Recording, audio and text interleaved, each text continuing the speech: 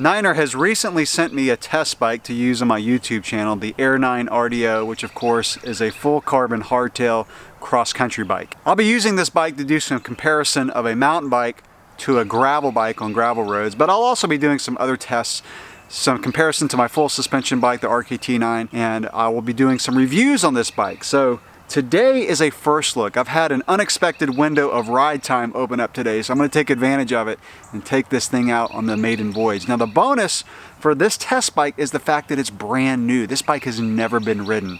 So before I get some miles on it, I'm going to show it up close. This won't be a full review, but it'll be a first look showing the components and how this bike comes right out of the box.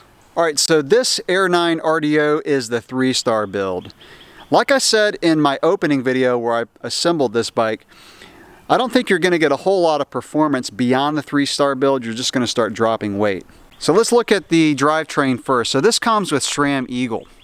And along those lines of performance, I heard from a SRAM rep that the XO does not have really much performance increase from the Eagle GX. It's just that the GX is a little bit heavier. SRAM GX rear derailleur, the Eagle cassette, which is of course the 1x12 system.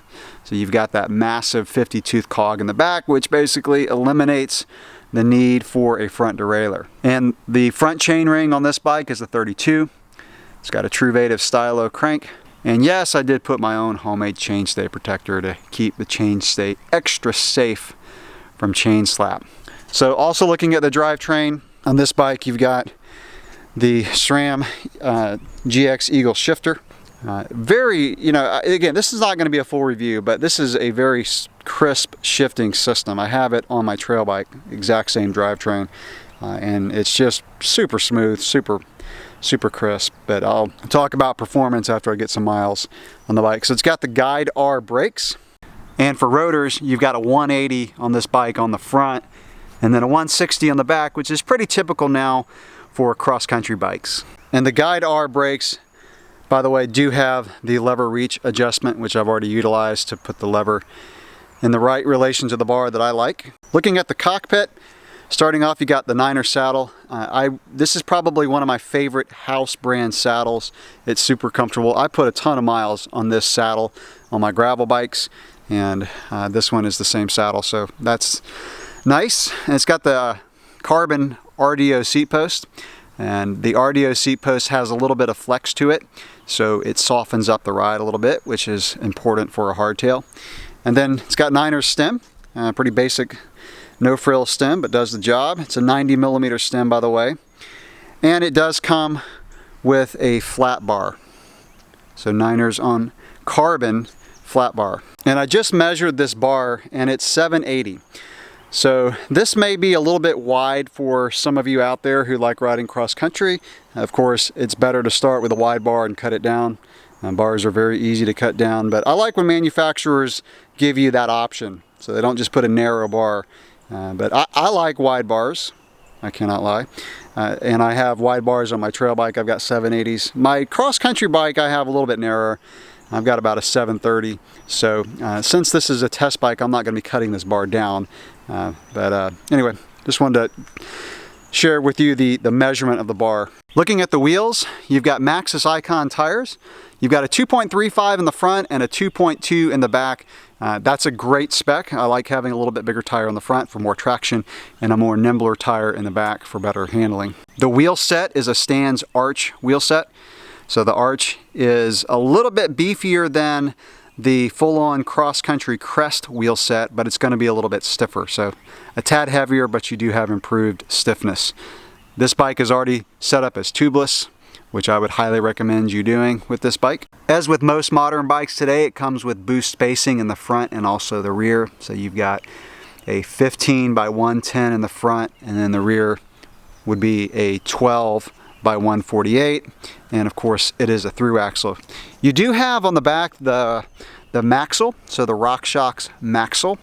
It's a little bit different function than the Fox axles, but the front you do have the Fox through axle. Really great fork that comes on this bike. So even in the 3-star build, you get the Fox step cast fork. I think the 3-star build is going to be the best bang for your buck with this bike. It's the one I would get, and if it were my bike, I'd probably save up for a carbon set of wheels for racing. But the Stans Arch is going to be a pretty good wheel set. I'll report back on how I like the arches when I do my first ride review of this bike. But the Fox step cast with Kashima coating. So the Fox step cast is a 100mm travel fork, very light fork. Not the stiffest fork in the world, but very light, and it's actually my favorite cross-country fork. So I'm really glad Niner put this fork on the 3-star build. And the fork does come with a lockout. So the lever is really easy to use. So you would just push that button to lock it out, tap that one to unlock it. It's really smooth, quick and easy lockout. And then finally the frame. This is just a great looking hardtail frame. Full carbon, of course, super light. The bike, by the way, complete with the Shimano XT pedals that I put on, weighs 22.66 pounds. You can go back and watch the assembly video if you want to. That was before I put on the water bottle cage. It's pretty light hardtail. Like I said, it's a 1-by system, but you do have the option of running a cable internally for a front derailleur should you want to go retro. It is Di2 ready, so you can just pop your Di2 wire out of there. So the cable routing is super clean. I just have to commend Niner for the way they've improved the cable routing. I've been riding Niner bikes for a very long time.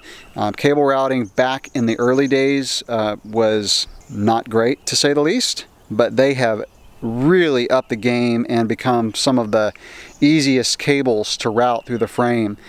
So the rear derailleur goes all the way through the frame. It's full housing, so it makes it super easy to change out your cable, which you should do every 6 to 8 months.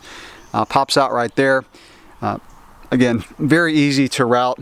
And as far as the rear brake, it's external, which I really like.